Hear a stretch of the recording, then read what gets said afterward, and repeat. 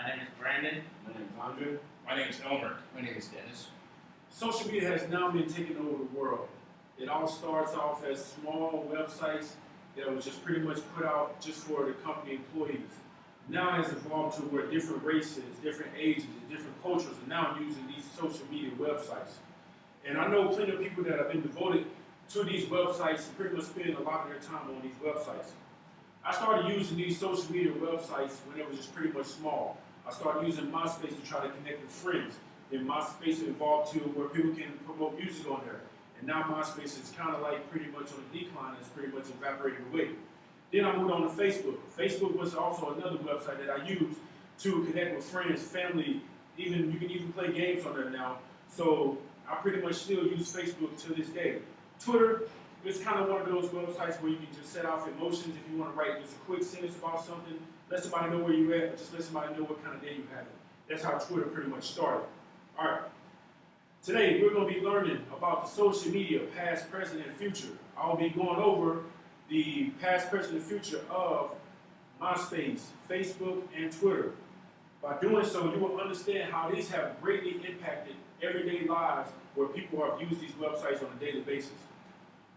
I'll begin starting off with the MySpace users. The MySpace founder was pretty much Tom Anderson and Chris DeWolf. These two men came up with this idea of coming up with this MySpace to try to integrate and try to get it connect with the community and try to get a connection with everybody that's out in the world.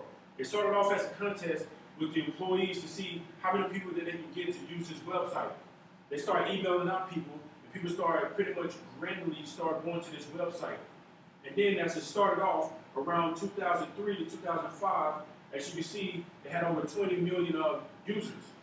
It started off as just a small idea, like I said, and it just expanded out to something big.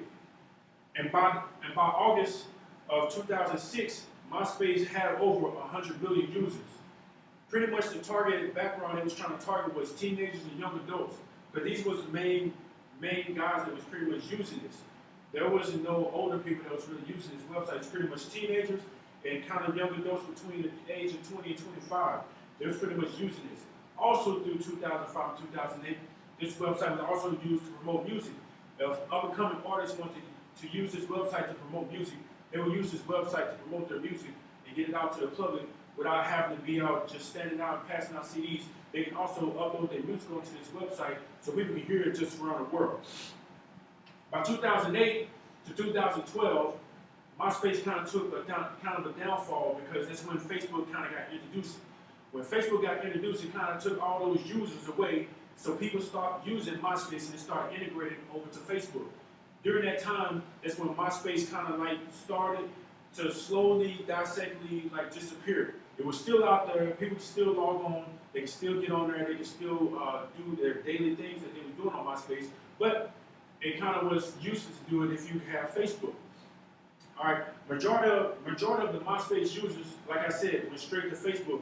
And now, as of June 12, 2013, MySpace has tried to relaunch his website, to restart over, to try to gain that audience back from what they lost when Facebook got first introduced. Since Facebook is out there now I want to transition over to Facebook.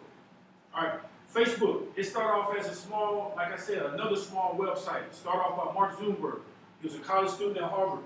He started off this idea just thinking about how he can connect his friends in the college and get them to talk to each other some kind of way through a computer. So basically, he came up with this idea with two other guys, which came out to be a controversial idea because people start thinking that he started stealing their ideas and started taking it, and he had to go to court for it, and now it's pretty much his idea. He has already settled that out of court. But like I said, it started off as just a small idea. It just started off where Harvard students was able to connect with each other. Then it got expanded out to all the Irish schools. Once it got expanded out all to the Irish schools, then that's when he moved it out to the West Coast, to Stanford. Once he saw great success at the Stanford College, that's when he started to move it out to worldwide. So around 2007 is when Facebook started to attract different users besides just the college background.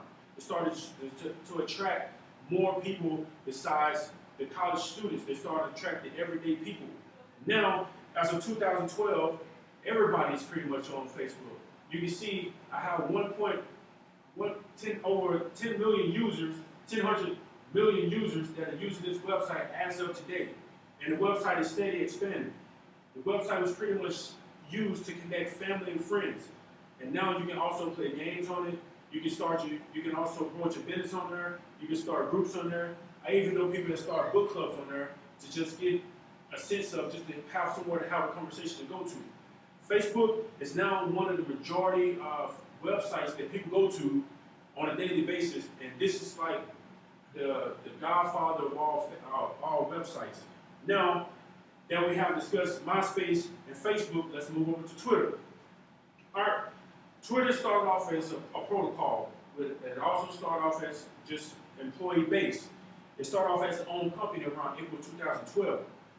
It launched around 2006, but it didn't start to kick off to around 2007. So now, as you can see, in 2003, 2005, it had over 20 million users. Around 2005, 2008, it had over 100 million users. And Twitter has pretty much started to somewhat decline because now you can also integrate Twitter into Facebook. So Twitter has become popular through most events, like live sports events. If you notice during the NBA Finals, you can also tweet anything about what's going on. They also used it in the presidential debate when President Obama was out there doing his debate. They used a hashtag, so to say, to get Twitter users to value their opinions so they can pop up on the screen so people can use it. In 2012, Twitter has surpassed over 200 million users. So this website has evolved as well. Not such as like MySpace when Facebook came out, it kind of dissected. Twitter has kind of expanded to the website that it is right now. All right. All these websites that I have currently talked about play a major role in everybody's lives. Everybody has pretty much used these websites on a daily basis. These websites are also used pretty much every single day. A lot of people use them just to connect with friends. A lot of people use them to connect with businesses. A lot of people just use them just to get something off their chest. But this website is used throughout the world, and it's going to continue to be used. It's been used all over the world as far as worlds called Afghanistan, Iraq, Kuwait, many others.